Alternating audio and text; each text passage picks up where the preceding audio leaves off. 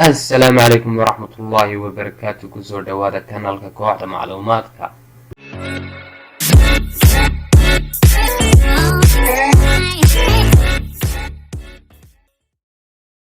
maanta waxaan doonayaa inaan idinla wadaago 4 shay ka koobaad oo ah waa maxay raamku, kan labaad oo ah waa imise GB raamkaagu, sidoo kale ka noqonaya waa noocee raamkaagu, sidoo kale kan afraad oo noqonaya waa imise slot computerkaagu. kan koobaad haddii aynu soo qaadano waa maxay raamku waa memory ku jira computerka kaasoo xogta haya inta uu computerku daaran yahay ama inta uu dabka computerka gudihiisu joogo. kan labaad waa imise GB raamkaagu waxaad ku eegi kartaa adigoo tegaya start menu kadibna qoraya task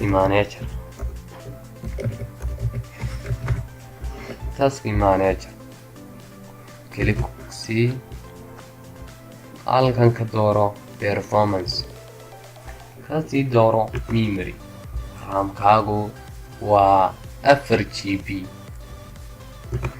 sidoo kale waa noocee raamkaagu. isla halkii ayaynu ku noqonaynaa, aad qoraysaa task manager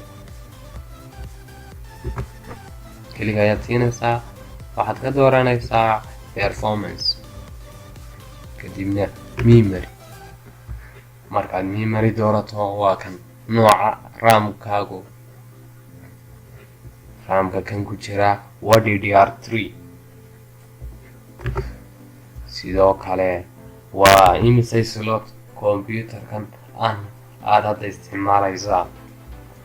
computerkaad hadda isticmaalaysaa si aad u ogaato inta slot oo ka kooban yahay. horta slot waa maxay?